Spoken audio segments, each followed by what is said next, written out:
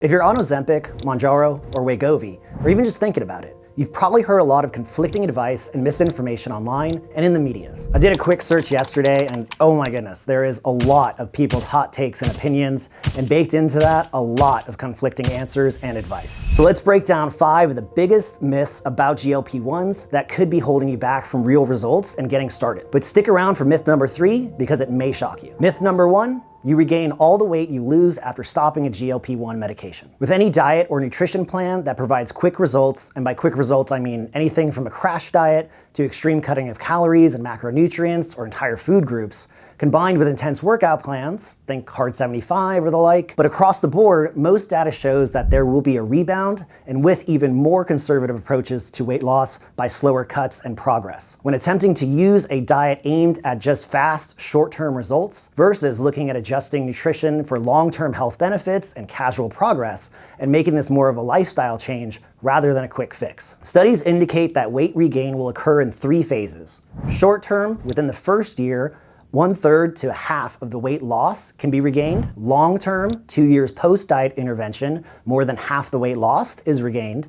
And the 5-year mark, where about 80% of the weight loss is often regained. It's also worth noting that usually these reductions in just calories and maybe certain food groups or macronutrients can slow metabolism and instigate yo-yo dieting, which can worsen metabolic function over time, especially if frequently repeated. On the other hand, nutritional changes that focus on improving metabolism, and in particular improving gut health, have been shown to lead to more sustainable and potential healthier weight management and can offer more benefits for overall health. Research has demonstrated incredible differences in babies delivered naturally versus those delivered by cesarean section, and the enhanced gut colonization by microbes in natural births to even fecal transplants from those with healthy body fat and weight into those of overweight and obese people, and those overweight recipients suddenly being able to lean out for the first time in their life without any dietary or medical interventions other than the transplant. And super interestingly, those who were also naturally lean receiving transplants from overweight and obese patients gained body fat and weight, despite making no other adjustments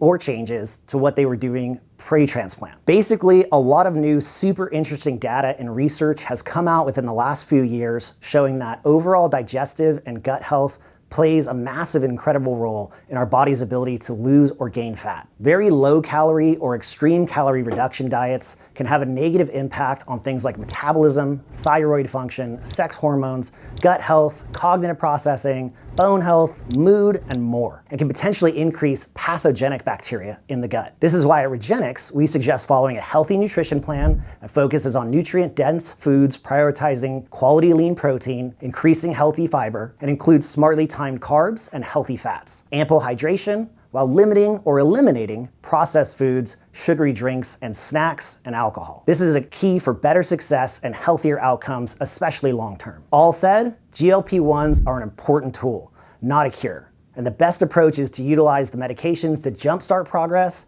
gain results, and then have a post-medication management plan aimed for continuing progress and long-term success. Myth number 2, you can eat whatever you want on GLP-1 medications. People assume that less hunger equals the freedom to eat junk food. This isn't just a myth with GLP-1 medications, but really a lot of folks on TRT or HRT, peptides, fat burners, etc. Start doing some mental gymnastics that being on the medication that helps your body regulate metabolic functions also allows you to eat however they were eating before they started the medications that caused the weight gain in the first place, or the metabolic resistance, and they really start to do some crazy math with how they can calorically fit unhealthy foods into their diets or nutrition plans when on the medications. I cannot begin to tell you the amount of people who I started consulting with who are using GLP-1 medications just started off trying to abuse them. Again, this hasn't just been seen with patients using just these meds, but has always been seen since supplements and medications, diet, nutrition plans have been recommended or prescribed that are aimed at weight loss or even muscle gain. There's a reason that even in fitness and bodybuilding communities, or even performance sports and professional sports,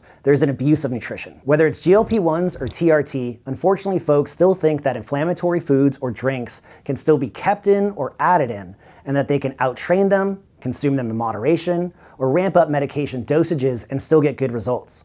While for very few there is wiggle room, most people will still suffer a negative impact in their overall health. Quality over quantity has always been the staple for success. The benefits provided from these medications, like improving fullness, lowering food noise and cravings, should be taken as a perfect opportunity for anyone taking these medications to really focus on quality nutrition and not just have your cake and eat it too.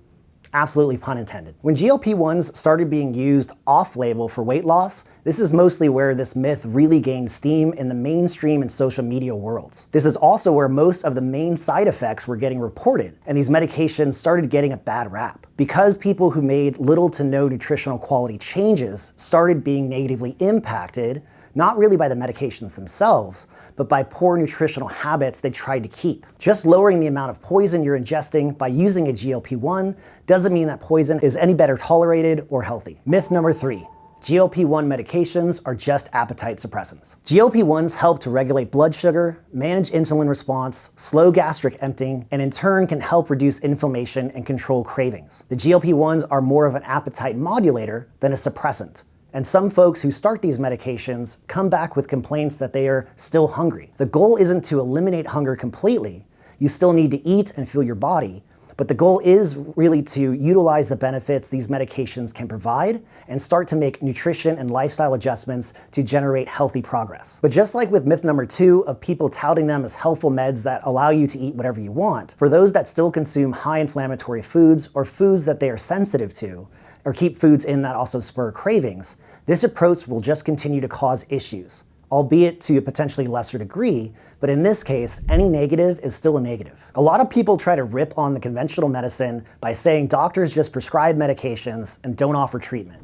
And if you do experience that, find a different doctor. But in reality, usually anytime a medication is prescribed, the prescribing doctor does inform the patient of things they should add, remove, or alter in their nutrition and lifestyle. Certain drugs, like those that are recommended to be taken as needed or in short-term medications, are going to come without suggestions or recommendations because the goal is to target the crushing symptoms at hand, not the underlying issues. But other drugs that are prescribed for heart conditions, metabolic conditions, cognitive conditions, to provide long-term management of symptoms or aid, are going to come with particular recommendations. It's going to be almost never that a doctor will prescribe a statin or even an antidepressant without suggesting changes in alcohol consumption if the patient is abusing or overusing alcohol. It is super important to keep in mind that these medications are showing other health benefits for cardiovascular health, reducing the risk of kidney disease, reducing the risk of substance abuse and other mental issues, and showing potential benefits in reducing risk for cognitive conditions like Alzheimer's or dementia. It should also be said again that if patients don't make proper nutritional changes or adjustments,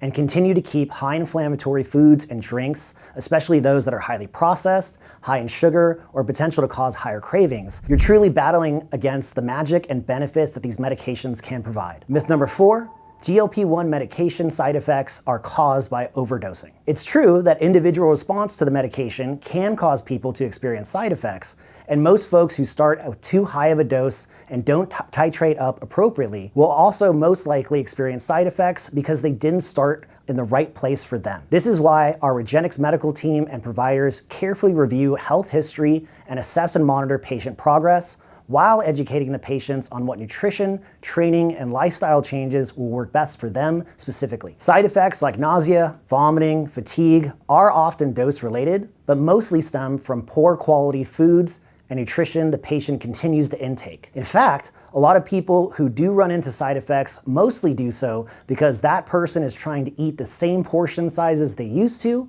or keep the high inflammatory foods in their diet that they did before starting the medications. Adding in a medication without making proper adjustments in portions and quality is almost a surefire way to have a rough experience and is not something we recommend at Regenics. Myth number 5, GLP-1 medications are a quick fix for weight loss. These medications are designed and function to promote gradual weight loss. Being overweight or obese isn't a lack of willpower.